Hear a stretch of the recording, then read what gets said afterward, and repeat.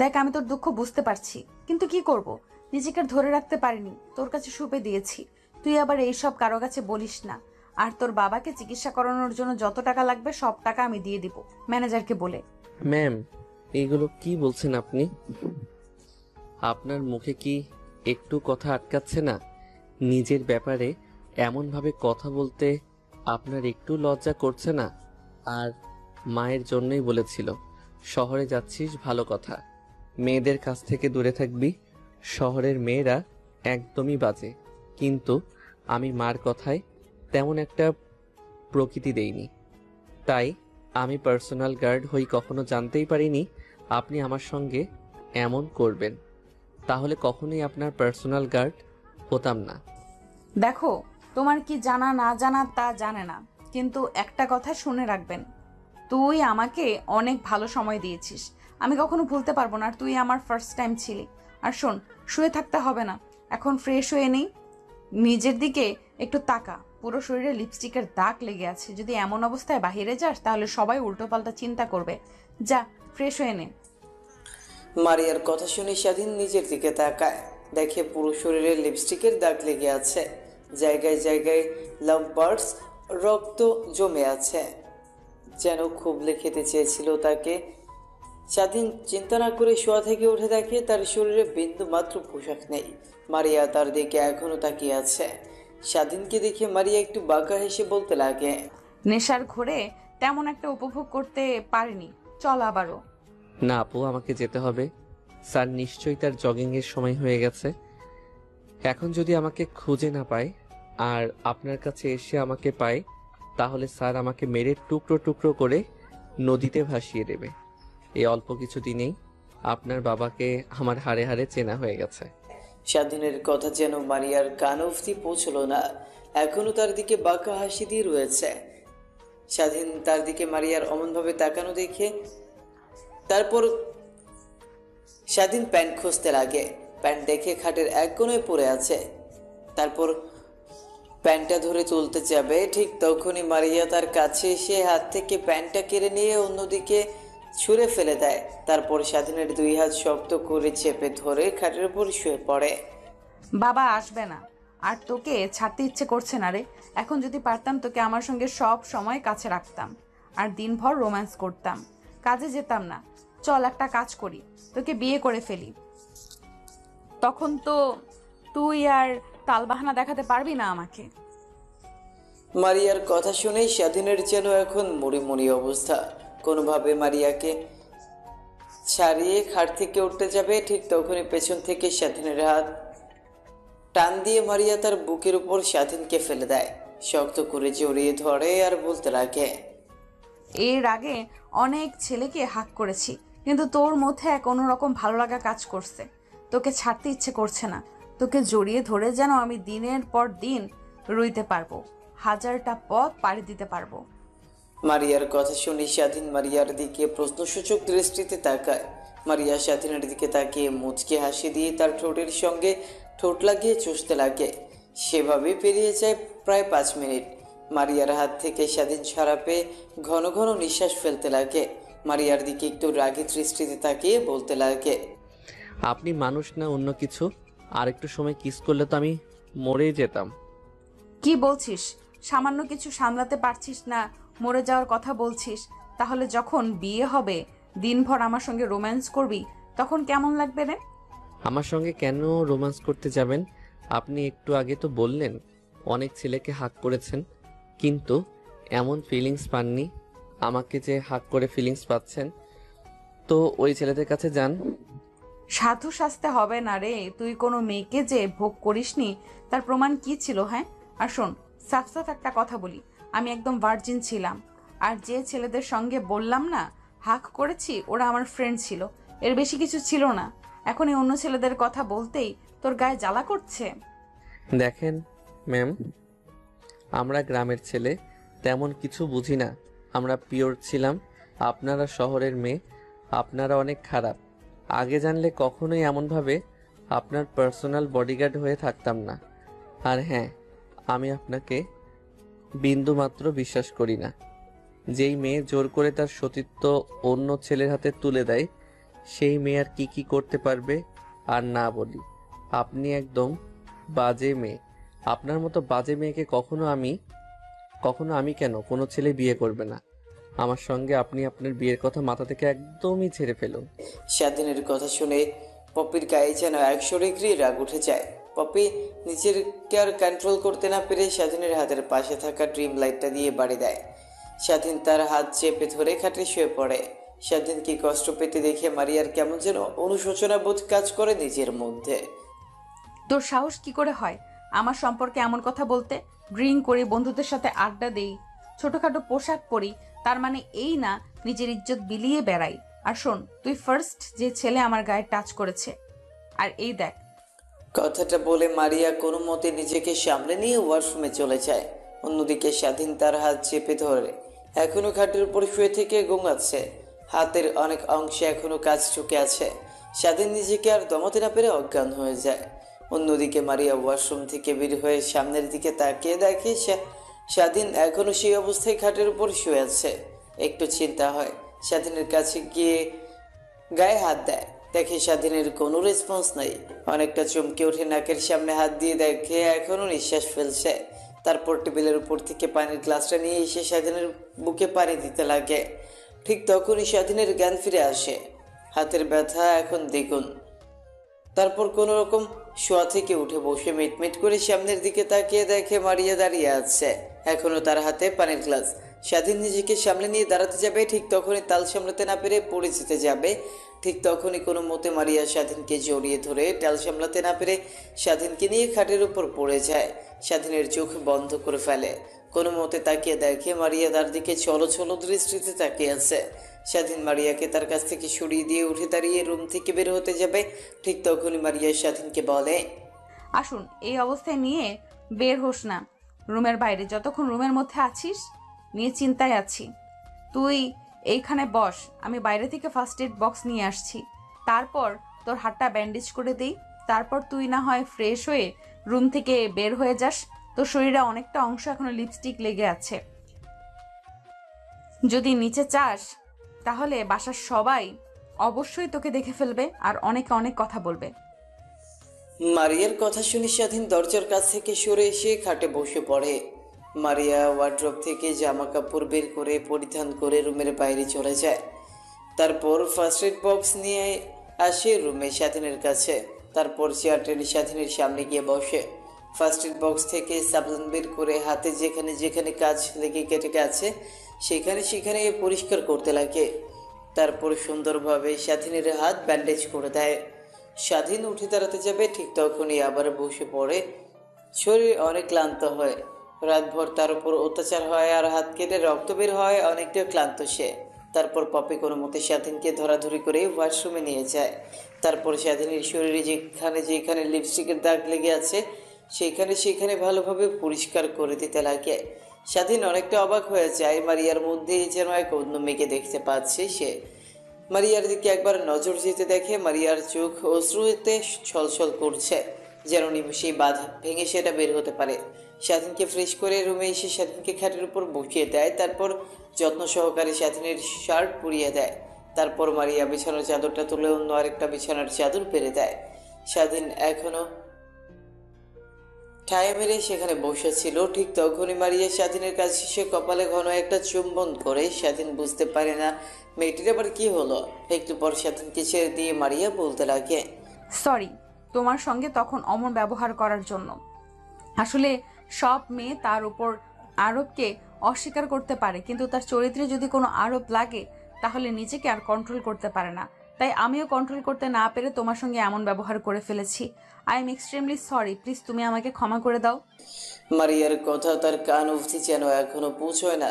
স্বাধীন মারিয়াকে তার কাছ থেকে কোনো মতে সরিয়ে দরজা খুলে রুম থেকে বের হয়ে তার রুমে চলে যায়। স্বাধীন তার রুমে গিয়ে পোশাক পরিবর্তন করে মারিয়ার বাবার রুমের সামনে চলে আসে। দরজায় কড়া নাড়তেই মারিয়ার বাবা দরজা খুলে দেয়। কি ব্যাপার স্বাধীন, তোমার আজ ঘুম থেকে উঠতে লেট হয়ে গেছে? প্রত্যেকদিন তুমি এসে আমাকে ঘুম থেকে তুলে দাও, তারপর আমি নামাজ পড়ে আমি জগিং করতে যাই, কিন্তু আজ এত লেট হয়েছে, কি হয়েছে তোমার? ঠিক তখনই মারিয়ার বাবার নজর যায় স্বাধীনের হাতের দিকে। স্বাধীনের হাতটা তার দিকে এগিয়ে নিয়ে এসে স্বাধীনকে উদ্দেশ্য করে মারিয়ার বাবা বলতে লাগে। কি হয়েছে? তোমার হাতে ব্যান্ডেজ করা কেন?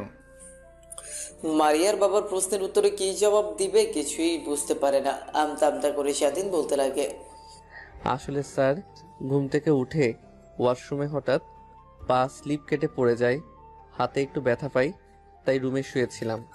আর আসতে একটু লেট হয়েছে, সরি লেট করার জন্য।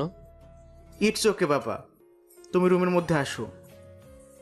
তারপর স্বাধীন রুমের মধ্যে প্রবেশ করে। মারিয়ার বাবা জগিং এর পোশাক পরে নেয়।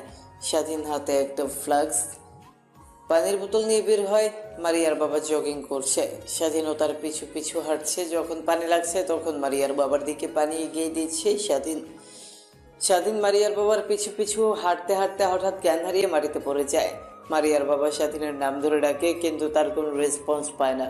পেছনে ফিরে তাকিয়ে দেখে স্বাধীন মাটিতে পড়ে আছে। তখন ডাকাডাকি করে মুখের পানি ছেটে দেয়, কিন্তু তার জ্ঞান ফেরে না। শেষমেশ অ্যাম্বুলেন্স ফোন করে স্বাধীনকে নিয়ে হসপিটাল চলে যায়। হসপিটালে নিয়ে গিয়ে ভর্তি করে দেয়। ডাক্তার, ছেলেটার কি হয়েছে? হঠাৎ আমার সঙ্গে হাঁটতে হাঁটতে অজ্ঞান হয়ে মাটিতে পড়ে গেল। আর পানি সিটা দেওয়ার পর তার জ্ঞান ফিরে আসলো না। কোনো ডেঞ্জারাস কিছু হয়েছে কি ডাক্তার? আসলে আমি নিজেও বুঝতে পারছি না, এই বয়সে ছেলেটা আনন্দ ফুর্তির মধ্যে দিয়ে থাকবে। ছেলেটা অনেক চিন্তিত, অনেক দুর্বল হয়ে গেছে। চিন্তা করতে করতে তাই জ্ঞান হারিয়ে ফেলেছে। জ্ঞান ফিরলে ছেলেটাকে বলবেন নিজের শরীরের দিকে একটু খেয়াল রাখতে, আর যেন ও চিন্তা না করে। আর আমি কিছু ওষুধ লিখে দিচ্ছি, সেগুলো খাওয়ালে ইনশাল্লাহ খুব দ্রুত সুস্থ হয়ে উঠবে। ডাক্তার কথাটা বলেই কেবিন থেকে বের হয়ে যায়। মারিয়ার বাবা গিয়ে স্বাধীনের পাশে চেয়ার টেনে বসে পড়ে। ঠিক তখনই মারিয়া তার বাবাকে ফোন করে। বাবা তুমি কোথায়? তুমি তো এত লেট করে বাসায় ফেরো না। আজ এত লেট হয়ে গেছে কিন্তু তুমি বাসায় আসোনি। কোথায় আছো তুমি? তুমি তো জগিং করতে এতটা সময় নাও না। আরে মা, বলিস না, স্বাধীন আছে না, আমার সঙ্গে হাঁটাহাঁটি করতে করতে হঠাৎ করে জ্ঞান হারিয়ে মাটিতে পড়ে যায়। মারিয়া তার বাবার মুখ থেকে এমন কথা শুনে অনেকটা অবাক হয়ে যায়। নিজের উপরে নিজেরই ধিক্কার দিতে লাগে। তারপর উদ্বেগ কণ্ঠ নিয়ে মারিয়া তার বাবাকে উদ্দেশ্য করে একের পর এক প্রশ্ন করে বলতে লাগে।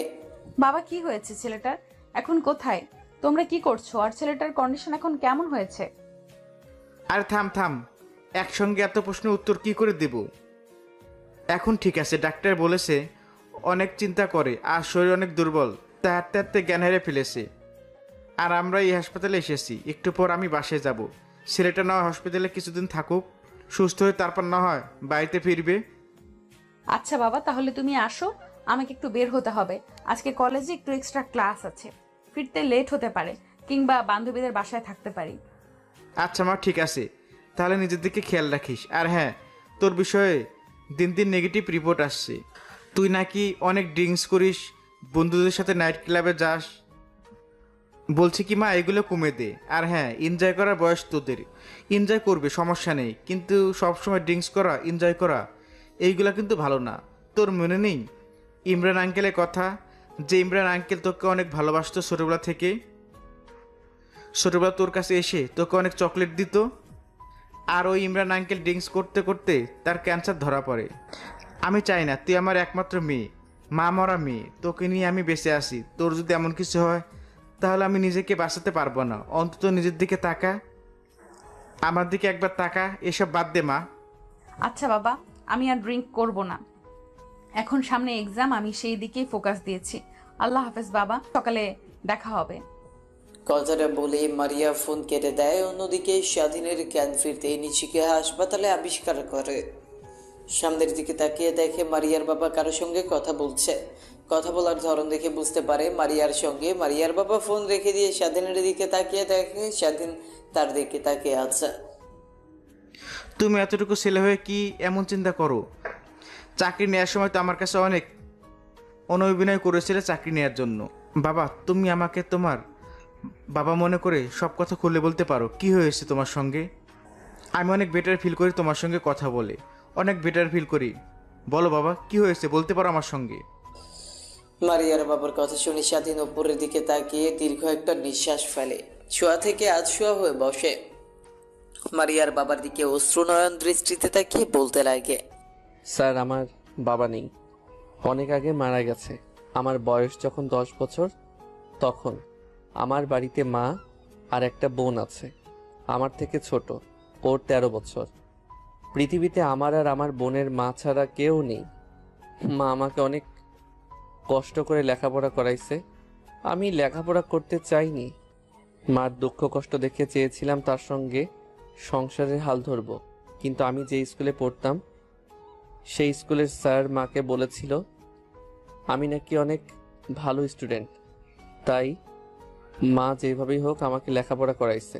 কিন্তু আপনার বাসায় কাজে যোগ দেওয়ার আগে 7 দিন আগে হঠাৎ মা জ্ঞান হারিয়ে ফেলে তার কর্মস্থলে। তারপর তাকে ধরাধরি করে হাসপাতালে নিয়ে যায়। আমি শুনি বাসা থেকে হাসপাতালে চলে যাই। ডাক্তারের খেসো রিপোর্ট দেয়। রিপোর্টগুলো করে ডাক্তারের কাছে নিয়ে যেতে ডাক্তার বলে মার ক্যান্সার ধরা পড়েছে। ক্যান্সারটা প্রাথমিক পর্যায়ে থাকায় চাইলেই আমার মাকে অপারেশন করে সুস্থ করা যাবে। অপারেশন করতে 20 লক্ষ টাকা। আমি চিন্তিত হয়ে পড়ে 20 লক্ষ টাকা কিভাবে জোগাড় করব। যেখানে সংসারই চলে টেনে টুনে, সেখানে কিভাবে এতগুলো টাকা জোগাড় করব। বাড়ি আর অল্প কিছু জায়গা ছিল, সেই জায়গাটুকু বিক্রি করেও 20 লক্ষ টাকা হবে না। তাই আর কিছু চিন্তা না করে ঢাকায় চলে আসি চাকরি নেওয়ার জন্য। যদি কোনোভাবে চাকরি নেই, তারপর সেই কর্মস্থল থেকে 20 লক্ষ টাকা অ্যাডভান্স চাই। আর আমার বেতন থেকে মাঝে মাঝে এসেই টাকা কেটে নেবে, এটা ভেবে কিন্তু আসার পর আমি কোনো জব খুঁজে পাই না। শেষমেশ আপনার সঙ্গে দেখা হয়, তারপরটুকু তো আপনি জানেনই। স্বাধীন তার কথা শেষ করে মারিয়ার বাবার দিকে তাকায়, দেখে মারিয়ার বাবা তার দিকে ছলো ছলো দৃষ্টিতে তাকিয়ে আছে। স্বাধীনের কথা শুনে মারিয়ার বাবার চোখ দিয়ে এক ফোঁটা অশ্রু পড়তে যাবে, ঠিক তখনই মারিয়ার বাবা তার হাতের উল্টো পিঠ দিয়ে চোখ মুছে ফেলে। স্বাধীনের দিকে তাকিয়ে বলতে লাগে, তুমি এত কষ্ট সহ্য করছো এটুকু ছেলে হয়ে? তোমার মাথায় এত চিন্তা, আমি নিজেই ভেবে তো অবাক হয়ে যাচ্ছি। তুমি কি একটিবারও আমাকে বলেছো অযথা চিন্তা করতে হবে না? আচ্ছা বাবা, তুমি তাহলে থাকো, আমাকে অফিসে যেতে হবে। আর শোনো, তুমি পরিপূর্ণ সুস্থ না হওয়া পর্যন্ত বাসায় যাবে না, এখানেই থেকো। আমি সময় হলে তোমার সঙ্গে দেখা করতে আসব। ডাক্তার বলেছে তুমি অনেক ক্লান্ত, তোমাকে একটু রেস্ট নিতে হবে। কিন্তু স্যার, এখন তো আমি সম্পূর্ণ সুস্থ আছি। দেখুন, আপনার সঙ্গে কথা বলছি। আমি তোমার একটা কথা শুনতে চাই না। তুমি এখানে থাকবে যে পর্যন্ত ডাক্তার তোমাকে রিলিজ না করবে। কথাটা বলেই মারিয়ার বাবা কেবিন থেকে বের হয়ে যায়। অন্যদিকে মারিয়া তার বাবাকে মিথ্যা কথা বলেই তার বাবা কেবিন থেকে বের হয়ে যেতে মারিয়া কেবিনের মধ্যে প্রবেশ করে। স্বাধীন অন্যদিক ফিরে শুয়েছিল, ঠিক তখনই কেবিনের মধ্যে কারো আসার শব্দ পায়। স্বাধীন দরজার দিকে তাকিয়ে দেখে মারিয়া দরজা দিয়ে কেবিনের মধ্যে ঢুকছে। স্বাধীন শোয়া থেকে একটু আধশোয়া হয়ে বসে মারিয়ার দিকে তাকিয়ে বলে, ম্যাম, আপনি এখানে? আপনি না আপনার বাবাকে বললেন আপনার কি যেন ইম্পর্টেন্ট ক্লাস আছে, তাই বাসায় ফিরতে লেট হবে, কিন্তু এখানে যে? তো কি, আমি তো আমার ইম্পর্টেন্ট ক্লাস করছি, চুপচাপ শুয়ে থাকো। আর ওই দিনের জন্য আই এম এক্সট্রিমলি সরি। আসলে নিজের রাগকে কন্ট্রোল করতে পারিনি আমি নিজের মধ্যে ছিলাম না। সত্যি কথা বলতে, তুমি যখন প্রথমে আমার বাবা তোমাকে নিজের বাসায় নিয়ে আসে তার পার্সোনাল গার্ড হিসেবে, তখন আমি বাবাকে অনেক করে বলে তোমাকে আমার পার্সোনাল গার্ড বানাই। কিন্তু তারপরও বাবা তোমাকে নিয়ে জগিংয়ে যায়। সেই প্রথম দেখাতেই তোমার উপর অনেকটা দুর্বল হয়ে পড়ি আমি, যা কখনো তোমাকে বলে বোঝাতে পারবো না। ম্যাম, রাখুন সেই সব কথা। তা এখন কিসের জন্য এখানে এসেছেন? আমি তোমাকে হসপিটালে ভর্তি করেছি, তাই না? রাতে তোমার উপর নির্যাতন করে আর সকালে তোমাকে মেরে তোমার যত্ন নেওয়ার জন্য আসলাম। কথাটা বলেই মারিয়া স্বাধীনের কাছে এসে চুলে হাত বোলাতে লাগে। স্বাধীন অনেকবার তার হাত সরাতে লাগে, কিন্তু মারিয়া স্বাধীনের দিকে রাগের দৃষ্টিতে তাকাতেই স্বাধীন চুপ হয়ে যায়। এইভাবে পেরিয়ে যায় অনেকটা সময়। ঠিক তখনই কেবিনের মধ্যে নার্স প্রবেশ করে। মারিয়া স্বাধীনের মাথায় হাত বুলিয়ে দিয়েছিল। নার্স তাদের দুজনকে দেখে বলতে লাগে, ম্যাম, এটা কোনো আবাসিক হোটেল না। আপনি রুমের মধ্যে এসব কি করছেন রোগীর সঙ্গে? পেছন থেকে কারো কণ্ঠস্বর শুনতে পেয়ে মারিয়া স্বাধীনের বুকের উপর থেকে মাথা তুলে পেছনের দিকে তাকাতেই নার্সটি বলতে লাগে, ও সরি ম্যাম, আপনি এখানে? আর ইনি কি? এনাকে তো ঠিক চিনলাম না। ইনি কি আমাদের স্যার? নার্সের কথা শুনে মারিয়ার হাসি মাখা মুখ নিয়ে নার্সকে উদ্দেশ্য করে বলতে লাগে। ভাবতে পারেন সেই রকমই, বাট এখনো আপনার ছাড় না, অল্প কিছুদিনের হবে। মারিয়ার কথা শুনছিল নার্স আর তার কাজ করছিল। স্বাধীনকে ইঞ্জেকশন দেওয়া শেষ করে কেবিন থেকে নার্স বের হয়ে যেতেই স্বাধীন মারিয়াকে উদ্দেশ্য করে রাগী কণ্ঠ নিয়ে বলতে লাগে। ম্যাম, এগুলো কি বলছেন আপনি? দিন দিন আপনি কেমন যেন হয়ে যাচ্ছেন। আমি নিজেই আপনাকে চিনতে পারছি না। কিন্তু দেখেন, আপনি যদি এমন করেন তাহলে কিন্তু কাজ ছেড়ে দিতে আমি বাধ্য হব। কারণ আমি কখনোই এমন কিছু চাইবো না যার জন্য আমাকে আপনার বাবা ভুল বুঝুক। আমি আপনার বাবার হাত জোড়াজোড়ি করে চাকরি নিয়েছিলাম। আমি তার কথার বরখেলাপি করতে পারবো না, তার সঙ্গে বিশ্বাসঘাতকতা করতে পারবো না। আমার বাবা মা আমাকে সেই শিক্ষা দেয়নি। বুঝতে পারছি, তোমার বাবা মা তোমাকে সৎ শিক্ষা দিয়েছে, কিন্তু তুমি কি জানো, তুমি যদি আমার কাছ থেকে দূরে যাও তাহলে যেখানেই থাকো না কেন তোমাকে ধরে নিয়ে আমার কাছে বসিয়ে বসিয়ে রাখবো আর খাওয়াবো, আর তোমাকে জোর করে বিয়ে করব। তুমি কি চাও তোমার সঙ্গে এমন বাজে কাজ হোক? মারিয়ার কথা শেষ হতেই স্বাধীন চুপ হয়ে যায়। কারণ মেয়েটিকে যতই কথা বলুক না কেন তার বোধগম্য হবে না। তাই চুপ করে একটু চোখ বুঝে ঘুমানোর চেষ্টা করছিল। ঠিক তখনই কপালে আলতো ঠোঁটের ছোঁয়া অনুভব করে। স্বাধীন চোখ মেলে তাকাতেই দেখে মারিয়া তার উপর বসে তার কপালে চুম্বন করছে। মারিয়াকে স্বাধীন তার হাত দিয়ে ধাক্কা দিতেই মারিয়া টাল সামলাতে না পেরে ফ্লোরে গিয়ে ছিটকে পড়ে। স্বাধীন বুঝে উঠতে পারে না স্বাধীন কখনোই এমন কিছু চায়নি। তার কাছ থেকে মারিয়া ফ্লোরে পড়ে গিয়ে অনেকটা ব্যথা পায়। স্বাধীন তার হাতে ব্যান্ডেজ থাকা অবস্থায় বেড থেকে নেমে মারিয়াকে তুলতে লাগে। মারিয়ার চোখ দিয়ে অশ্রু বের হতে লাগে। অনেক জোরে পড়ে যাওয়ায় ব্যথা পেয়েছে সে, কিন্তু সেদিকে তার কোনো ভ্রুক্ষেপে নেই। স্বাধীনের দিকে তাকিয়ে দেখে তার হাত দিয়ে রক্ত বের হচ্ছে, কারণ ইঞ্জেকশনের তার এখনও তার হাতের মধ্যে লাগানো ছিল। বেড থেকে চলে আসায় তার শট খাওয়ায় স্বাধীনের হাত থেকে রক্ত বের হতে থাকে। মারিয়া স্বাধীনকে বেডে শুইয়ে দিয়ে বলতে লাগে, নিজের দিকে একটু তাকাও, দেখো তোমার হাতে রক্ত বের হচ্ছে। আমার তো কিছুই হয়নি, পড়ে গিয়েছিলাম, একটু ব্যথা পেয়েছি, তার জন্য কি তুমি নিজের দিকে খেয়াল না করে আমাকে ওঠাতে যাবে? তার মানে কি জানো, তুমি আমাকে ভালোবাসো।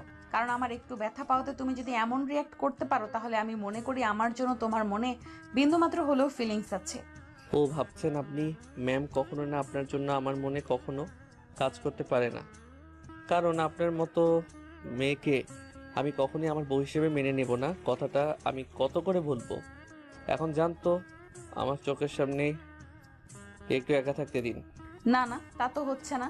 আমি এখানেই থাকবো আর তোমাকে রোমান্টিক অত্যাচার করব আর তোমার শরীরের যত্ন নেব। আমি বাবাকে তো বলেছি যে আজকে বাসায় তার মানে কি আজকেও আমার সঙ্গে রাতে এখানেই থাকবে? স্বাধীনের কথা শুনে মারিয়া একটু বাঁকা হেসে মাথা দিয়ে হ্যাঁ বোঝায়। ম্যাম, আপনি কি পাগল হয়ে গেছেন নাকি? আপনার ভাবসাব আমার ভালো লাগছে না। আপনি এখানে থাকবেন মানে আপনি চলে যান, যদি কেউ দেখতে পায় তাহলে অনেক খারাপ হয়ে যাবে। আর স্যার তো বলেছে সে যে কোনো সময় আমাকে দেখতে আসতে পারে। যদি এসে দেখে আপনি আমার কেবিনে বসে আছেন তখন কি রিয়েক্ট করবে স্যার, বুঝতে পারছেন? সভায় যা করে তাই করবে। তার মেয়ে আর মেয়ের জামাই একই কেবিনে আছে। দেখ ভালো, আপনার সঙ্গে কথা বলে পারবে, উঠবো না। কথাটা বলেই স্বাধীন অন্য পাশ ফিরে জানলা দিয়ে বাহিরের দিকে তাকিয়ে আছে। বুঝে উঠতে পারে না সময়টা কত হয়েছে। হাতে ফোনটা নিয়ে দেখে তার মায়ের অনেকগুলো মিস কল। স্বাধীন অবাক হয়ে যায়। অবাক হয়ে স্বাধীন তার মায়ের কাছে ফোন করতে যাবে, ঠিক তখনই তার মা ফোন করে বসে। স্বাধীন ফোন রিসিভ করে কানের পাশে ধরতেই ওই পাশ থেকে তার মা বলতে লাগে, কিরে বাবা, তোকে সে কখন থেকে ফোন করছি কিন্তু তোর ফোনের সারা শব্দ পাচ্ছি না। ফোনটা একবার রিসিভ করছিস না, কি হয়েছে তোর জানিস? তোকে নিয়ে একটা খারাপ স্বপ্ন দেখেছি আমি, তাই তোকে নিয়ে অনেক চিন্তা হচ্ছে রে বাপ। তুই বাসায় চলে আয়, তোর বাবার রেখে যাওয়া জমি তুই কাজ করে খা। আমাকে তো চিকিৎসা করাতে হবে না, আল্লাহ যতদিন হায়াত দিয়েছে ততদিন এই পৃথিবীতে বেঁচে থাকবো। তাই একদিন বেশি কিংবা একদিন কমও এই পৃথিবীতে থাকবো না রে। ফোন করে শুধু এই একটা কথাটাই বল। আসলে কাজের চাপ অনেক তো, তাই ফোন হাতে নিয়ে দেখিনি। আচ্ছা, তোমার এখন শরীরের কি অবস্থা? আর বোনের কি খবর? ও ঠিকমতো স্কুলে যাওয়া আসা করে না তো? হ্যাঁ যাই তো, ও তোর সঙ্গে কথা বলার জন্য পাগল হয়ে গেছে, কিন্তু তুই তো তখন ফোন ধরলি না, স্কুলে গেছে। সেটা যখন তোকে আবার ফোন করব তখন না হয় তুই ফোন রিসিভ করিস। আচ্ছা মা। তারপর স্বাধীন তার মায়ের সঙ্গে কথা বলতে লাগে। অন্যদিকে মারিয়া পাশে চেয়ার নিয়ে বসে স্বাধীন তার মায়ের সঙ্গে কথোপকথনগুলো শুনছিল আর মুচকি মুচকি হাসছিল। আসলে মারিয়ার মা অনেক আগেই মারা গিয়েছে, তার জন্মের 2 বছর পর। গল্পে অনেকটা দূরেই তো চলে আসলাম। এবার আপনাদেরকে নায়ক আর নায়িকার পরিচয় করিয়ে দিই। নায়কের নাম স্বাধীন, মা বাবার একমাত্র সন্তান, ছোট্ট একটা বোন আছে। স্বাধীনের বাবা একটা রোড অ্যাক্সিডেন্টে অনেক আগেই মারা গিয়েছে। তারপর তার মা স্বাধীনকে আর তার বোনকে অনেক কষ্ট করে লালন পালন করে। অন্যদিকে মারিয়া বড়লোক বাবার একমাত্র মেয়ে। মারিয়ার মা অনেক আগেই মারা গিয়েছে। তার বয়স যখন 2 বছর ছিল তখন মারিয়ার মায়ের ক্যান্সার হয়ে মারা যায়। এরপর মারিয়ার বাবা দ্বিতীয়বার আর বিয়ে করেননি, কারণ সৎ মা এসে তার মেয়ের সঙ্গে কেমন ব্যবহার করবে এই জন্য। সেদিন তার মায়ের সঙ্গে কথা বলা শেষ করে ফোনটা পাশে রেখে মারিয়ার দিকে তাকিয়ে দেখে মারিয়া এখনো তার দিকে অপলক দৃষ্টিতে তাকিয়ে আছে। মারিয়াকে তাকাতে দেখে স্বাধীন তার মুখের সামনে তুড়ি বাজাতে মারিয়ার যেন ধ্যান ভেঙে যায়। শাশুড়ি মা কি করে জানলো তোমার কিছু হয়েছে? আর তুমি তো তোমার মাকে কিছুই বললে না। তুমি হসপিটালে ভর্তি, অনেক ক্লান্ত হয়ে। কি বলছেন আপনি শাশুড়ি মা? মানে আর হ্যাঁ, মাকে বলতে যাব কেন? সে শুনলে অনেক চিন্তা করবে আমাকে নিয়ে। অযথা তাকে চিন্তায় ফেলতে যাব কেন? আর হ্যাঁ, আপনি নেক্সট টাইম থেকে আমার মাকে শাশুড়ি মা বলবেন না। একবার বলবো, 1000বার বলবো, 100বার বলবো, আপনি কি করবেন? আমার মুখ দিয়ে বলবো আমি, আপনি বলার কে? স্বাধীন জানে এখন মারিয়াকে যতই ভাবে বোঝানোর চেষ্টা করুক না কেন কিন্তু কোনোভাবেই বুঝবে না। তাই স্বাধীন তার মাথার নিচে হাত দিয়ে অন্য হাত তার চোখের উপরে রেখে একটু ঘুমানোর চেষ্টা করে। ঘুমানোর চেষ্টা করতে সারাদিন স্বাধীন ঘুমের জগতে পা দেয়। অন্যদিকে তার দিকে একটা তীক্ষ্ণ দৃষ্টি তাকিয়ে আছে। এভাবে পেরিয়ে যায় অনেকটা সময়। স্বাধীন ঘুম থেকে ওঠে, আজানের শব্দে চারদিকে তাকিয়ে দেখে সন্ধ্যা নেমে এসেছে। বুঝতে পারে এটা মাগরিবের আযান দিয়েছে। স্বাধীন শোয়া থেকে উঠে বসতে যাবে, ঠিক তখনই বুকের উপর ভার অনুভব করে। বুকের দিকে তাকিয়ে দেখে তার বুকের উপর কেউ একজন শুয়ে আছে। চুলগুলো সরিয়ে দেখে মারিয়া শুয়ে আছে। ঘুমন্ত চেহারা যেন এক অন্যরকম ভালো লাগা কাজ করে স্বাধীনের মধ্যে। কে বলবে এই মেয়েটা ঘুমের রাজ্য থেকে ফিরে এলে রাগী বদমেজাজে একটা মেয়ে হয়ে যায়। কথাগুলো ভাবতে ভাবতে স্বাধীন মারিয়ার দিকে তাকিয়েছিল। ঠিক তখনই মারিয়ার ঘুম ভেঙে যায়। স্বাধীন কি করবে বুঝে উঠতে পারে না, তাই পুনরায় কেবিনে শুয়ে পড়ে যেন মারিয়া বুঝতে না পারে। একটু পর মারিয়ার ঘুম ভেঙে গেলে স্বাধীনের দিকে কিছুক্ষণ তাকিয়ে থাকে, তারপর তার কপালে আলতো করে একটা চুমু দিয়ে শোয়া থেকে উঠে বসে পড়ে। তারপর কেবিন থেকে কোথায় যেন চলে যায়। মারিয়া কেবিন থেকে চলে যেতে স্বাধীন হাঁপ ছেড়ে বাঁচে। হয়তো মেয়েটা চলে গেছে বাসায়, এমনটাই ভাবতে লাগে। ভাবতে ভাবতে ফোনটা হাতে নিয়ে তার মার কাছে ফোন করে তার ছোট বোনের সঙ্গে কথা বলতে লাগে। কথা বলছিল, ঠিক তখনই খট করে দরজা খোলার শব্দ পায়। দরজার দিকে তাকিয়ে দেখে মারিয়া তার হাতে অনেকগুলো খাবারের বক্স নিয়ে কেবিনের মধ্যে প্রবেশ করছে। স্বাধীন তার মার সঙ্গে সংক্ষিপ্ত কিছু কথা বলে ফোন রেখে দিয়ে মারিয়ার দিকে তাকিয়ে বলতে লাগে, আপনি বাসায় যাননি এখনো? এইখানে যে আমি এত ভেবেছি, আপনি আমি তো ভেবেছি আপনি বাসায় চলে গেছেন। তোমাকে হসপিটালে এরকম ভাবে রেখে আমি কি করে বাসায় থাকতে পারি বলো? তাই যাইনি। আর কিছুই তো খাওনি তুমি, এদিকে আসো, তোমাকে খাইয়ে দিচ্ছি। আমার ক্ষুধা লাগেনি, আপনি খান। বললেই হলো ক্ষুধা লাগেনি মানে? সেই কখন থেকে না খেয়ে রয়েছো, নিশ্চয়ই তোমার অনেক ক্ষুধা লেগেছে। মুখে মুখে বলছো না। এদিকে আসো, তোমাকে আমি খাইয়ে দিচ্ছি। আচ্ছা ম্যাম, আপনাকে খাইয়ে দিতে হবে না, আমাকে দিন, আমি নিজের হাতে খেতে পারবো। মহান আল্লাহ তাআলা আমাকে হাত দিয়েছে, আমি কেন বড় নারীর হাত দিয়ে খাবার খাবো? বড় নারী মানে? কিছুদিন পরে তোমাকে বিয়ে করব। আর হ্যাঁ, আমি বলেছি খাইয়ে দেব তো খাবে। আমার মুখে মুখে তুমি দিন দিন অনেক কথা বলছো, যা আমার একদমই পছন্দ নয় কিন্তু। স্বাধীন মারিয়ার মুখের উপর আর কোনো কথা না বলে মারিয়ার কথা অনুযায়ী খাবার খেতে লাগে। মারিয়া স্বাধীনকে খাবার খাইয়ে দিয়ে পানি খাইয়ে দেয়। তারপর পুনরায় তার সামনে চেয়ারে বসে ফোনে ফেসবুক স্ক্রলিং করছিল। অন্যদিকে স্বাধীনের কপালে চিন্তার ভাঁজ পড়ে যায় আর মনে মনে ভাবতে লাগে। ঠিক তখনই মারিয়ার দিকে একটু বাঁকা চোখ নিয়ে তাকিয়ে স্বাধীন আর মনে ভাবতে লাগে। এখানে বুঝি আমার আর চাকরি করা হচ্ছে না ম্যাম। দিন দিন আমার সঙ্গে যেরকম আচরণ করা শুরু করেছে, যদি স্যার কোনোভাবে টের পেয়ে যায় তাহলে আমাকে চাকরি থেকে বের করে দেবে। আমি আমার মার চিকিৎসা করাতে আর পারবো না। জানি না ম্যাম এরকম করছেন কেন, আগে তো এরকম ছিল না, হঠাৎ করে কি হলো তার? না, যেভাবেই হোক আমাকে ম্যামের কাছ থেকে দূরে থাকার চেষ্টা করতে হবে। যদি না পারি তাহলে সব ইচ্ছাই তার কাছ থেকে দূরে চলে যাব, যেন আমাকে আর সে কখনোই খুঁজে না পায়। এতটা দূরে চলে যাব। ঠিক তখনই মারিয়ার দিকে একটু বাঁকা চোখ নিয়ে তাকিয়ে স্বাধীন আর মনে ভাবতে লাগে। কি মায়াবী চেহারা, তার দিকে একবার কেউ যদি তাকায় তাহলে দৃষ্টি সরাতে পারবে না। কিন্তু সে আমার মধ্যে কি এমন খুঁজে পেয়েছে যে আমার উপর উঠে পড়ে গেছে? নাকি সবগুলো তার ভোগ বিলাসিতার জন্য সে আমার সঙ্গে হাতে ওইসব করে অনেক মজা পেয়েছে, তাই আমাকে তার কাছে যাচ্ছে? ছি ছি স্বাধীন, তুই এগুলো কি ভাবছিস? আনমনে কথাগুলো বলছিল আর নিজেকে নিজেই বোঝাচ্ছিল। ঠিক তখন মারিয়া ফোন সাইডে রেখে কেবিনে বসে স্বাধীনের মাথা তার কোলের উপর রেখে মাথায় হাত বুলাতে লাগে। জানি না রে, পিছে তোর মধ্যে কি এমন লুকিয়ে আছে যে তোর প্রতি আমাকে এতটা দুর্বল করে ফেলেছে। বিশ্বাস কর, তোকে ছাড়া এক মুহূর্তও আমার থাকতে ভালো লাগে না। তুই বাসা থেকে বের হলে আমার যেন দম বন্ধ হয়ে যায়। কখন তোর সঙ্গে দেখা করব, এই 2 মাসে বুঝে গিয়েছি তোকে ছাড়া আমি একদমই অচল। তোকে যে করেই হোক আমার লাইফে আমার আগামী পথ চলার জন্য লাগবে। তুই কি হবি আমার আগামী পথ চলার সঙ্গী? ছি ছি স্বাধীন, তুই এগুলো কি ভাবছিস? দেখুন ম্যাম, আপনি অনেক সুন্দর, আপনি বেটার কাউকে ডিজার্ভ করেন, আমাকে না। আমি সামান্য একটা ছেলে, মাসে কয়টা টাকা উপার্জন করি বলেন? আপনি কখনোই আমার কাছে আর সুখে থাকতে পারবেন না। আপনি বড়লোক বাবার একমাত্র মেয়ে, যার কিনা প্রত্যেক দিন সে টাকা খরচ করে আমি তা 1 মাসে উপার্জন করে। আপনি কখনোই আমার কাছে সুখে থাকতে পারবেন না ম্যাম। আগে থেকে বেটার হবে আপনি অন্য কাউকে আপনার জীবনসঙ্গী হিসেবে চয়েস করেন, আমাকে না। স্বাধীনের কথা শেষ হতেই মারিয়া এসে স্বাধীনের মুখে এলো পাথরে কিস করতে লাগে। স্বাধীন থমেরে মারিয়ার প্রত্যেকটা কিস অনুভব করতে লাগে। একটু পর মারিয়া স্বাধীনকে ছেড়ে দিয়ে বলতে লাগে।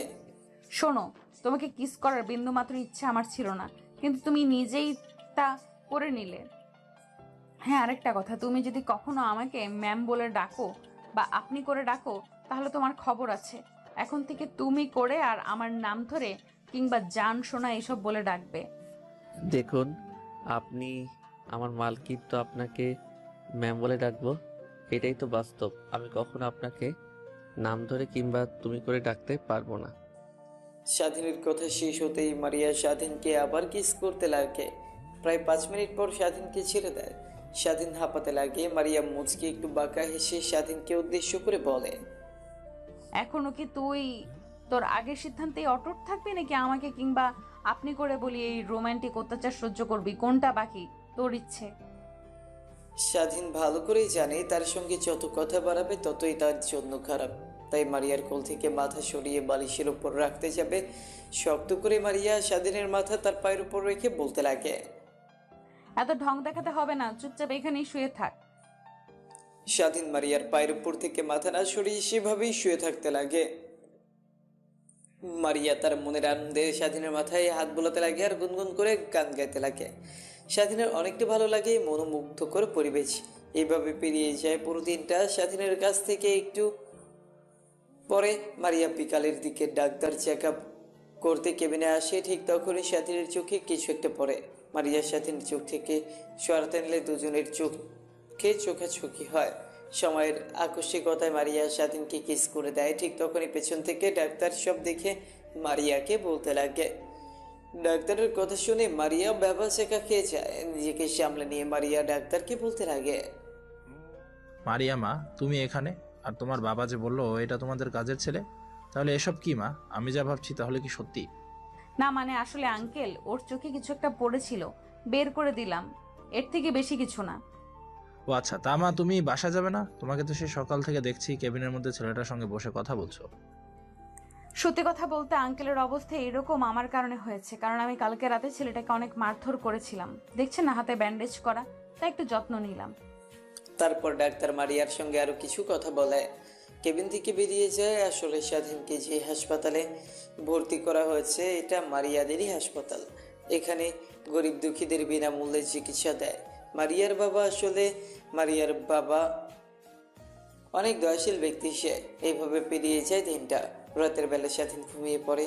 তাকে ঘুমের ইনজেকশন দেওয়ার কারণে মারিয়া স্বাধীনের বুকের উপর ঘুমিয়ে পড়ে। সকালবেলা মারিয়ার বাবা জগিং করতে করতে হাসপাতালে চলে আসে। স্বাধীনকে দেখার জন্য কেবিনের মধ্যে প্রবেশ করে। স্বাধীনকে আর মারিয়াকে তেমনভাবে দেখতে পেয়ে তার যেন মাথায় আকাশ ভেঙে পড়ে। নিজেকে সামলে নিয়ে কোনো রকমভাবে কেবিন থেকে বের হয়ে যায়। তারপর বাসার উদ্দেশ্যে রওনা দিতে যাবে, ঠিক তখনই ডাক্তার পেছন থেকে এসে বলতে লাগে, তোর মেয়ের আচরণ ভাব খুব একটা ভালো দেখলাম না রে। ছেলেটার সঙ্গে অনেকটা ঘনিষ্ঠ সম্পর্ক পার করতেছে দেখছি। আমি আবার সেই তুই বের হয়ে যাওয়ার পর থেকে কেবিনে এসে ছেলেটাকে যত্ন নিচ্ছে, ওদের মধ্যে কিছু একটা আছে। আমি বলি কি, তুই তোর মেয়েকে কাছ থেকে দূরে সরিয়ে নিয়ে যা। মারিয়ার বাবা আর কোনো চিন্তা না করে হাসপাতাল থেকে বের হয়ে যায় বাসায়। চিন্তায় যেন তার মাথা ফেটে যাওয়ার অবস্থা। সোফায় বসে চা খাচ্ছে সে, আর টিভির দিকে তাকিয়ে আছে। কিন্তু তার খেয়াল টিভিতে নেই, অন্যদিকে রয়েছে। অন্যদিকে স্বাধীনের ঘুম ভাঙতেই বুকের উপর ভারী অনুভব করে। বুকের দিকে তাকিয়ে দেখে মারিয়া ঘুমিয়ে আছে। স্বাধীন নিজের অজান্তেই মারিয়ার মাথায় হাত বোলাতে লাগে। মারিয়ার ঘুম ভেঙে যায়। মাথায় কারো স্পর্শ পেয়ে মিটিমিটি করে তাকিয়ে দেখে স্বাধীন তার দিকে তাকিয়ে মাথায় হাত বুলিয়ে দিচ্ছে। মারিয়ার অনেকটা ভালো লাগে। মারিয়াকে নড়াচড়া করতে দেখে স্বাধীন তার মাথার উপর থেকে হাত সরিয়ে দেয়। ঘুমানোর ভান করতে লাগে। মারিয়া স্বাধীনের দিকে তাকিয়ে মুচকে হেসে নিজেকে একটু গোছগাছ করে স্বাধীনের মাথায় হাত বোলাতে বোলাতে ছোট্ট করে কপালে একটা কিস করে কেবিন থেকে বেরিয়ে যায়। মারিয়াকে কেবিন থেকে বের হয়ে যেতে দেখে স্বাধীন স্বস্তির একটা নিঃশ্বাস ফেলে। অন্যদিকে ইমরান খান এখনো সোফায় বসে একের পর এক চা খেতে লাগে আর টিভির দিকে তাকিয়ে আনমনে চিন্তা করছিল। ঠিক তখনই কলিং বেল বেজে ওঠে। দরজার দিকে তাকাতে দেখে তার মেয়ে আসছে। তখনই বলতে লাগে তার মেয়েকে উদ্দেশ্য করে, কি মা, কইছিলি রাতে সকালে বের হয়েছিলি, দিন পেরে রাত গেল, কোনো খোঁজ খবরই নেই। ফোন করলাম, তোর ফোন অফ বললো। কি হয়েছিল তোর, কোথায় ছিলি? মারিয়া তার বাবার দিকে তাকিয়ে একটা হাসি দিয়ে বলতে লাগে, কই আর থাকবো, কয়েকদিন পর কলেজে ছিলাম, ফোনের চার্জ ছিল না। তোমাকে ফোন করে কথা বলবো, আর রাতের বেলা একটা বান্ধবীর বাসায় ছিলাম, বাসায় আসিনি। মারিয়াকে তার বাবা কোনো কিছু বুঝতে না দিয়ে মুচকি একটা কৃত্রিম হাসি দিয়ে বলতে লাগে, আচ্ছা মা, তুমি তাহলে তোমার রুমে যাও, ফ্রেশ হয়ে খাবার দাবার করে নাও, আমি অফিসে যাচ্ছি। মারিয়া তার বাবার কথা শুনেই তার রুমে চলে যায় ফ্রেশ হতে। অন্যদিকে মারিয়ার বাবা এমন অবস্থাতেই বাড়ি থেকে বের হয়ে হসপিটালে চলে যায়। তারপর সোজা স্বাধীনের কেবিনে চলে যায়। স্বাধীন চোখ বুঝে থেকে ঘুমানোর চেষ্টা করছিল। ঠিক তখনই কারো আসার শব্দ শুনতে পায়। দরজার দিকে তাকিয়ে দেখে মারিয়ার বাবা। তারপর স্বাধীন শোয়া থেকে আধশোয়া হয়ে বসে মারিয়ার বাবাকে উদ্দেশ্য করে বলতে লাগে, আঙ্কেল, আপনি অযথা আসতে গেলেন কেন? আর এখন তো আপনার অফিসের সময় এখানে যে। স্বাধীনকে কোনো রাগ না দেখিয়ে হাসি মাখা মুখ নিয়ে স্বাধীনের দিকে তাকিয়ে বলতে লাগে, শোনো বাবা, তুমি তোমার দিকে তাকাও, আর একটা বার আমার মেয়ের দিকে তাকাও, দেখো কতটা ডিফারেন্ট তোমাদের দুজনের মধ্যে। আমি সকালে এসেছিলাম তোমাকে দেখার জন্য, কিন্তু তোমাকে আর মারেকে এমন অবস্থা দেখে আমি অনেকটাই ভেঙে পড়ি। তোমার কাছ থেকে কখনো আমি এটা আশা করিনি। আমি যে সবসময় বলি যা আবার তা হয়ে গেছে। তোমার বাবার চিকিৎসার জন্য কত টাকা লাগবে? 20 লক্ষ টাকা, তাই না? আমি তোমাকে 20 লক্ষ টাকা দিচ্ছি, সঙ্গে আরও 10 লক্ষ টাকা দিচ্ছি। তুমি 30 লক্ষ টাকা নিয়ে ঢাকা থেকে তোমার গ্রামের বাড়িতে চলে যাবে, কখনো ঢাকায় ফিরবে না, কোনোভাবে তার সঙ্গে কন্ট্যাক্ট করবে না। তুমি আমাকে ওয়াদা করো। আঙ্কেল, আপনি যা ভাবছেন একদমই তা না। আপনার মেয়ে অযথা আমার সঙ্গে এমন ব্যবহার করে, কিন্তু আমি তার কথায় কোনো রাজি না। মায়ের চিকিৎসা করার জন্য 20 লক্ষ টাকা লাগবে। আমাকে 20 লক্ষ টাকা দিলে আমি অনেকটা উপকৃত হব। আপনাকে সময় মতো আমি 20 লক্ষ টাকা ফিরিয়ে দেব। যদি কোনো দিন জোগাড় করতে পারি, আমাকে ব্যবসা করার জন্য 10 লক্ষ টাকা দিতে হবে না, আমাকে 20 লক্ষ টাকা দিলেই হবে। আমি এখনই ম্যানেজারকে ফোন করে এইখানে টাকা আনার কথা বলছি। তুমি আমার বাসাও যাবে না, সোজা এখান থেকে তোমার গ্রামে চলে যাবে। তুমি অনেক ভালো, তোমার মতো সৎ ছেলে আমি কখনো আগে দেখিনি। কিন্তু আমি কখনো আমার মেয়েকে কখনো এমন ছেলের সাথে দেখতে চাই না যে ছেলে আমার মেয়েকে ঠিকমতো ভাত কাপড় দিতে পারবে না। আমার মেয়ে প্রত্যেক দিনে খরচ করে তোমার 1 মাসের মাইনাস সমান। আর যদি কোনো প্রয়োজন পড়ে নাম্বারটা নিয়ে যাও, আমাকে ফোন করো, তাহলেই হবে। কথাটা বলেই মারিয়ার বাবা কেবিন থেকে বের হয়ে যায়। তারপর ম্যানেজারকে ফোন করে টাকা আনতে বলে। একটু পর ম্যানেজার টাকা নিয়ে চলে আসে। তারপর স্বাধীনকে টাকা দিলেই তা নিয়ে স্বাধীন হাসপাতাল থেকে বের হয়ে বাসার উদ্দেশ্যে রওনা দিতে যাবে। ঠিক তখনই পেছন থেকে মারিয়ার বাবা তাকে উদ্দেশ্য করে বলতে লাগে, দেখ, তোরা যেভাবে পারিস ওই ছেলেটাকে ধরি এমন মারবি যেন চলাফেরা করতে না পারে, ঠিক মতো 1 মাস মেয়েদের দিকে কখনো যেন খারাপ দৃষ্টিতে তাকাতে না পারে। ওর বাবার পরিচয় কেন, ওর নিজের পরিচয় যেন মানুষের সামনে বলতে কাঁপাকাঁপি করে। তারপর স্বাধীন পেছনে ফিরে মারিয়ার বাবার কাছ থেকে টাকা নিয়ে বেরিয়ে যায়। বাস টার্মিনালে এসে বাসের জন্য অপেক্ষা করছিল। ঠিক তখনই তার ফোন বাজতে লাগে। স্বাধীন ফোন রিসিভ করে কানের কাছে ধরতেই ওই পাশ থেকে কান্না ভেসে আসতে লাগে। স্বাধীন ভালোভাবে নাম্বারটা দেখে বলতে লাগে, কি হয়েছে রে তোর? কান্না করছিস কেন? আপু কি হয়েছে আমাকে বল। ভাইয়া তুমি কোথায় আছো? জলদি বাসায় এসো, মা অনেক অসুস্থ। হ্যাঁ আমি বাসায় আসছি, তুই মাকে নিয়ে হাসপাতালে যা। আমি সৌরভকে ফোন করে বলে দিচ্ছি আমি বাস কাউন্টারে বসে আছি, 4 ঘন্টা পর বাসায় গিয়ে পৌঁছাবো। ঠিক তখনই বাস চলে আসে। স্বাধীন গিয়ে বাসে বসে পড়ে। বাস চলছে তার আপন গতিতে, কিন্তু সামিয়া কান্না করলো কেন?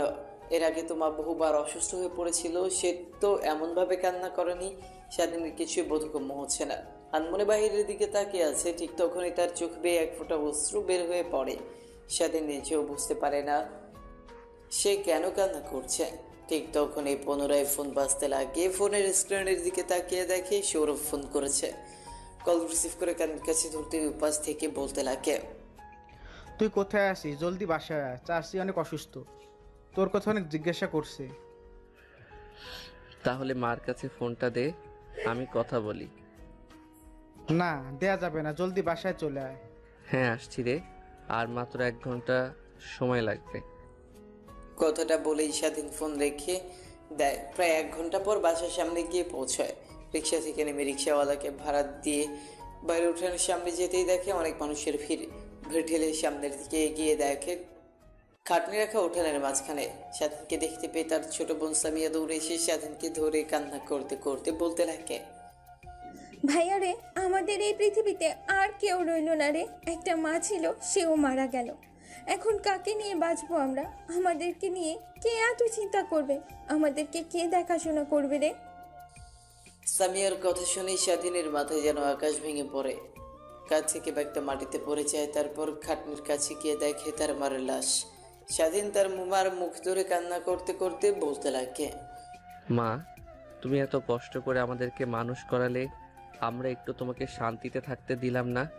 সারা জীবন ভর তুমি কষ্ট করলে, বাবা চলে যাওয়ার পর থেকে তুমি আমাদেরকে বিন্দু মাত্র বাবা নেই অনুভব করতে দাওনি। যখন জ্বালাতো তুমি এনে দিতে, যত কষ্টই হোক না কেন। আর তুমি চলে যাচ্ছ আমাদেরকে ছেড়ে, কত কষ্ট হচ্ছে মা, তুমি জানো? কথাগুলো বলেই স্বাধীন অঝরে কান্না করতে লাগে। সৌরভীর স্বাধীনকে সান্ত্বনা দিতে লাগে, কিন্তু স্বাধীন তার কথা শুনতে নারাজ। তারপর স্বাধীনের মাকে গ্রামের সবাই খাটনি করে কবরস্থানে নিয়ে যায়। তারপর কবরস্থ করে স্বাধীন কবরস্থানের সামনে ঠাই মেরে বসে থাকে। সৌরভ এসে স্বাধীনের কাঁধে হাত রেখে বলতে লাগে, দেখ, এই পৃথিবীতে কেউ চিরস্থায়ী নয়, সবাইকে এই পৃথিবী ছেড়ে চলে যেতে হবে। তোর বাবা চলে গেছে, তুই নিজেকে যেভাবে সামনে নিয়েছিস এখনো তুই সেভাবে নিজেকে সামনে নে। তুই যদি এভাবে ভেঙে পড়িস তাহলে সামিয়ার কী অবস্থা হবে? একবার লক্ষ্য করেছিস? মেয়েটি সেই সকাল থেকে না খেয়ে আসে, বিকেল কাটিয়ে রাত হতে চললো। এখন এখান থেকে চল।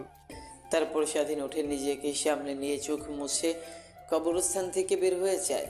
বাসায় গিয়ে দেখা এখনো অনেকে বাসার মধ্যে ভিড় করে আছে। সবাই হয়তো বা স্বামীকে সান্ত্বনা দিচ্ছে। স্বাধীন যাওয়ার সঙ্গে সঙ্গে অনেক বৃদ্ধ আঙ্কেল এসে স্বাধীনকে সান্ত্বনা দিতে লাগে। এক এক করে বাসা থেকে সবাই চলে যায়। স্বাধীন খাবারের বাটি নিয়ে এসে সামিয়াকে খাবার খাওয়ানোর চেষ্টা করে, কিন্তু খেতে চায় না। স্বাধীনকে ধরে অঝরে কান্না করছে। তারপর স্বাধীন নিচে রেখে সামিয়ার মাথায় হাত বোলাতে বোলাতে বলে, দেখো বোন, মানুষ তো চিরস্থায়ী না। সবাইকে একদিন মৃত্যুর স্বাদ গ্রহণ করতে হবে। একদিন আমিও মরে যাব, একদিন তুই মরে যাবি। তাই বলে কি না খেয়ে থাকবি? না খেয়ে থেকে নিচের দিকে একবার খেয়াল করেছিস কি অবস্থা হয়ে গেছে তোর? এদিকে আয়, খাইয়ে দিয়ে। তুই না খাইলে কিন্তু আমিও খাবো না।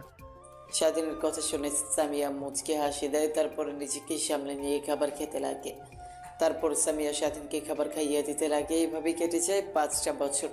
এই তোমাদের সমস্যা কি? প্রত্যেক দিন এখানে দাঁড়িয়ে থেকে মেয়েদেরকে র্যাগিং দাও। তোমাদের লজ্জা কর না? তোমাদের বাসায় মা বোন নেই? কলেজে তোমরা আসো কি এইসব করার জন্য? আমি কিন্তু তোমাদের হয়ে প্রিন্সিপাল স্যারের কাছে অভিযোগ দেব। তারপর আমি দেখি তোমাদের কি করে এই কলেজে পড়ালেখা করো। ম্যাডাম, আপনার কাজ আমাদেরকে শিক্ষা দেওয়া, আমাদের ক্লাসরুমের মধ্যে, কিন্তু বাইরে না। আপনি আপনার কাজ করেন, আমরা আমার কাজ করি। আর কি বললেন? আমাকে কলেজ থেকে বের করে দিবেন? হাসি পাইলো। আপনি আমাকে কলেজ থেকে বের করে দিবেন? আমি কি আপনি হয়তো জানেন না, আমি কলেজের সভাপতির ছেলে। আমাকে দেখে সঙ্গে প্রিন্সিপাল স্যারও ভয় পায়, আর সেই কিনা আমাকে কলেজ থেকে বের করে দিবে? ম্যাম আসেন তো, এই জানোয়ারের বাচ্চাগুলোর সঙ্গে কথা বলে কোনো লাভ নেই। এরা অনেক খারাপ। পরে দেখবেন আপনার সঙ্গেও এরা বেয়াদবি শুরু করেছে। চলেন এখন এদের সামনে থেকে, এদের এইভাবে শাস্তা করা যাবে না। সামিয়া মারিয়ার হাত চেপে ধরে সেখান থেকে নিয়ে চলে আসে। সামিয়া ক্লাসরুমে চলে যায়। অন্যদিকে মারিয়া সোজা প্রিন্সিপাল স্যারের রুমে গিয়ে প্রিন্সিপাল স্যারকে উদ্দেশ্য করে বলতে লাগে, স্যার, আপনাকে এত করে বলছি কিন্তু আপনি কোনো ব্যবস্থাই নিচ্ছেন না। ছেলেগুলোর ব্যবহার দিন দিন জঘন্য হচ্ছে।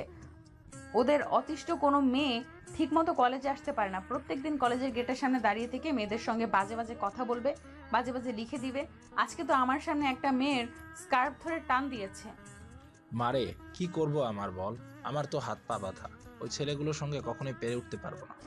ওদের ডান হাত এই শহরের আন্ডারওয়ার্ল্ডদের বড় টন। সবাই তাকে দেখে ভয় পায়, আমরাও তাকে দেখে ভয় পাই। আর বিশেষ কথা হলো, ও ছেলেটা হচ্ছে আমাদের কলেজের সভাপতির ছেলে। ওর জন্য একটু দাপট দেখে চলাফেরা করে। মুখ বুজে সহ্য করা ছাড়া আর কিছুই করতে পারি না। কিন্তু আমি করব না। আমার বাবার সম্পর্কে আপনি তেমন একটা ধ্যান রাখেন না। কালকে থেকে দেখবেন ছেলেগুলোর প্রত্যেকটা মেয়েকে সম্মান করে চলবে। মা, এমন কিছু করো না যাতে তোমার নিজের বিপদ ডেকে নিয়ে আসো। নিজের দিকে খেয়াল রেখে কাজ করো। কথাটি বলেই মারিয়া কেবিন থেকে বের হয়ে আসে। তারপর তার বাবাকে ফোন করে ছেলেদের বিষয়ে সব কথা বলতে লাগে। মারিয়ার বাবা আগে আন্ডারওয়ার্ল্ডের বড় ডন ছিল। সে থেকে সবাই তাকে অনেক সম্মান করে। কিন্তু একদিন মারিয়ার মা ক্যান্সার আক্রান্ত হয়। মরে যাওয়ার সময় বলেছিল আন্ডারওয়ার্ল্ড লাইন থেকে সে যেন সরে আসে, খুন খারাপি যেন আর না করে। সেই থেকে মারিয়ার বাবা ভালো মানুষ হয়ে সমাজে চলাফেরা করে। মারিয়ার বাবা কথাটা শুনে অনেকটা রেগে যায়। তারপর কেউ একজনকে ফোন করে, দেখ, তোরা যেভাবে পারিস ওই ছেলেটাকে ধরে এমন মারবি যেন চলাফেরা করতে না পারে। ঠিক মতো 1 মাস মেয়েদের দিকে কখনো যেন খারাপ দৃষ্টিতে তাকাতে না পারে। ওর বাবার পরিচয় কেন, ওর নিজের পরিচয় যেন মানুষের সামনে বলতে কাঁপাকাঁপি করে। ওকে স্যার, কালকে থেকে দেখবেন ছেলেগুলো সকলকে সম্মান করে চলছে। তাহলে আমি ফোন রাখি, আর কোনো দরকার পড়লে আমাকে ফোন করবেন। মারিয়ার বাবা ফোন রেখে দেয়। কেবিনের মধ্যে বসেছিল। ঠিক তখনই কেবিনের মধ্যে মারিয়ার বাবার ম্যানেজার প্রবেশ করে। মারিয়ার বাবাকে বলতে লাগে,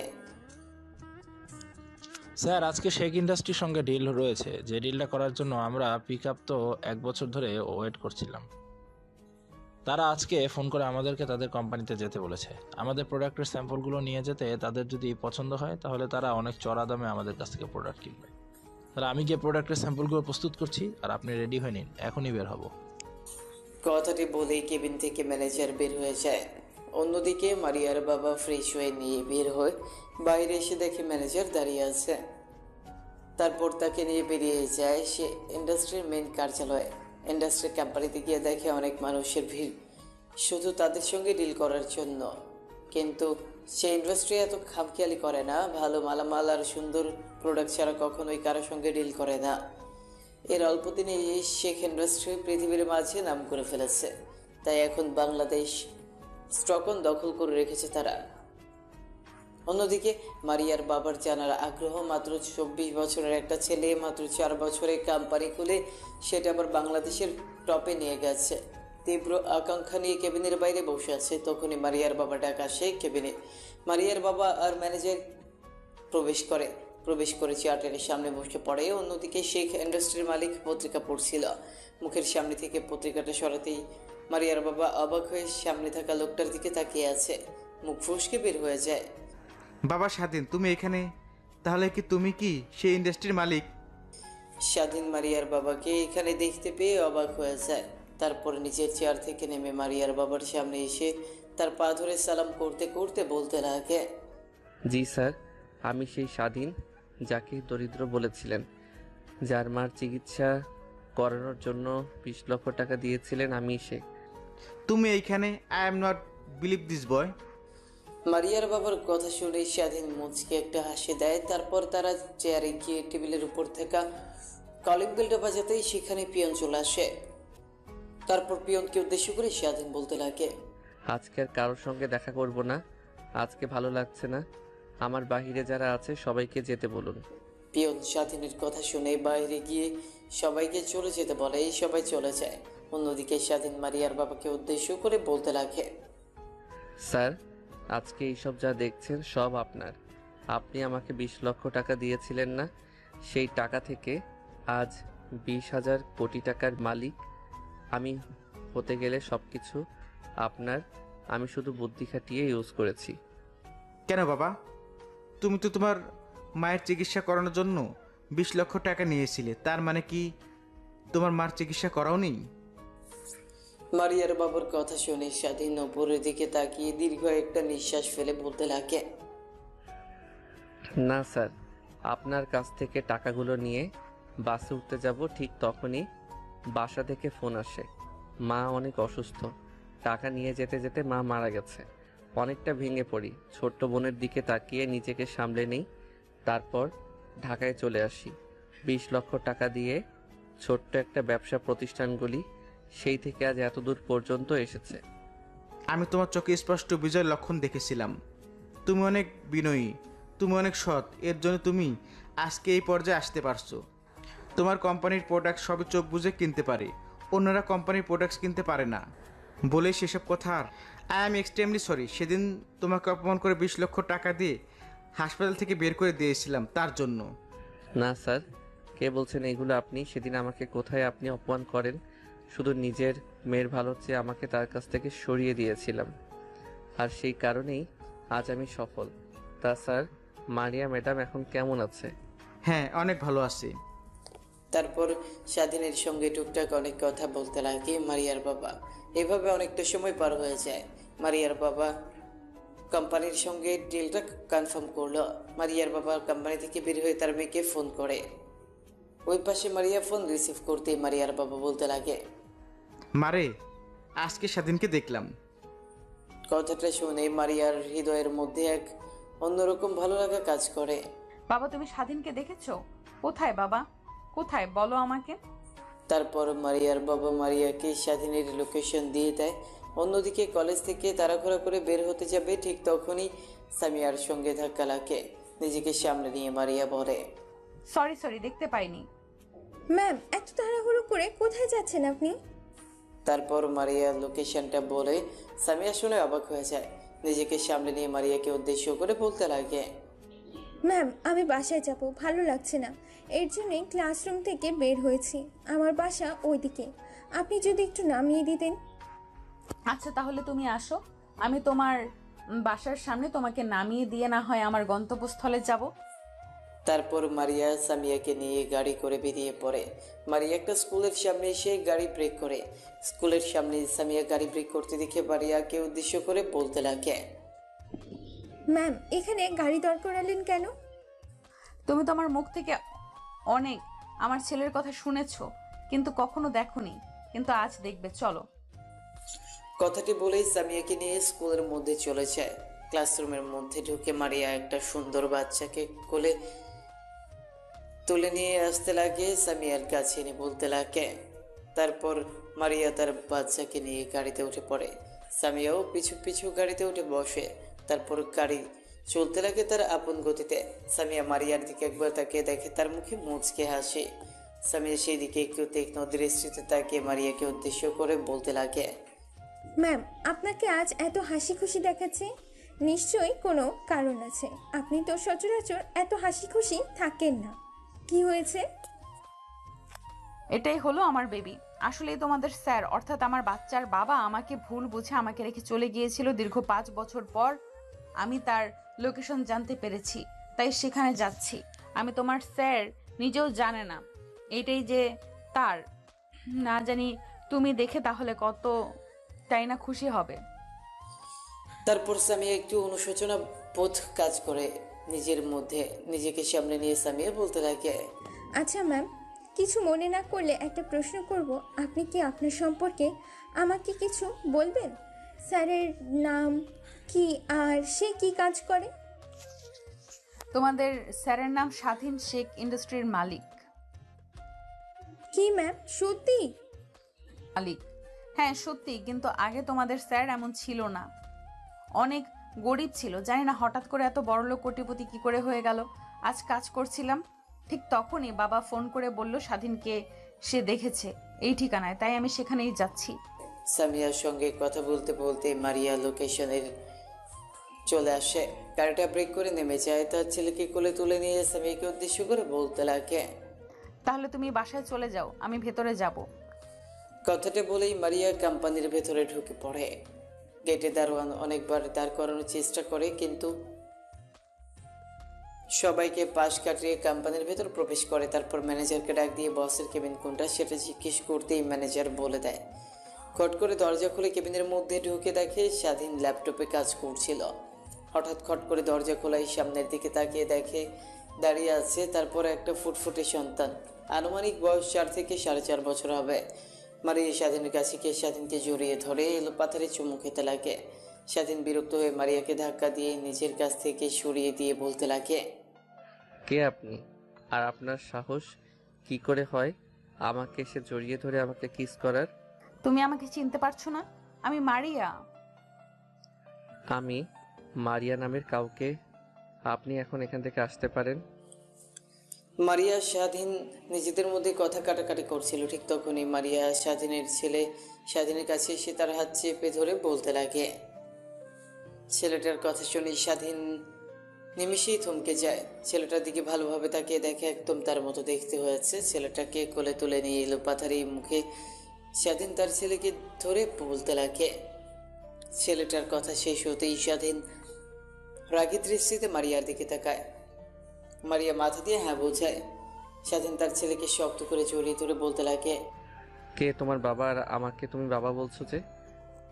আমি তো আর কারোর কিছুই হই না। সে আমাকে জড়িয়ে ধরে 5 বছর অনুশোচনা কাটাবে। ছেলে পেয়েছে, এতেই হবে। কথাটি বলে মারিয়া অন্য পাশ ফিরে তাকায়। স্বাধীন তার ছেলেকে কোলে তুলে মারিয়াকে জড়িয়ে ধরে কপালে চুমু দিতে লাগে। ঠিক তখনই খট করে দরজা লাগানোর শব্দ শুনতে পায়। দরজার দিকে তাকিয়ে দেখে সামিয়া। মারিয়া একটু অবাক হয়ে সামিয়াকে উদ্দেশ্য করে বলে, সামিয়া, তুমি এখানে যে, আর তুমি বাসায় যাওনি? আমার তো একই প্রশ্ন। ভাইয়া, তুমি বিয়ে করেছো আমাকে না জানিয়ে, তাও আবার 5 বছর আগে। মারিয়া, তুমি সামিয়াকে চেনো? চিনবে না কেন? সামিয়া তো আমাদের কলেজেই পড়ালেখা করে, চিনবো না কেন? ভাইয়া, তুমি কিন্তু আমার প্রশ্ন পাস করতে যাচ্ছ। আমার উত্তরটা আমাকে দাও। তারপর স্বাধীনের থেকে শেষ পর্যন্ত খুলে বলে। তারপর স্বাধীনের কোল থেকে তার ছেলেকে নিজের কোলে নিয়ে বলতে লাগে, তোমাদের দুজনের সঙ্গে আমার কোনো কথা নেই। আরে, আমার ভাস্তিকে নিয়ে আমি গেলাম, তোমরা এখানেই থাকো। বাসায় গেলে কিন্তু তোমাদের খবর আছে। কথাটা বলেই স্বাধীনের ছেলেকে নিয়ে সামিয়া কেবিন থেকে বেরিয়ে যায়। সামিয়া কেবিন থেকে বেরিয়ে যেতেই স্বাধীন মারিয়াকে শক্ত করে জড়িয়ে ধরে কিস করতে লাগে। সমাপ্ত।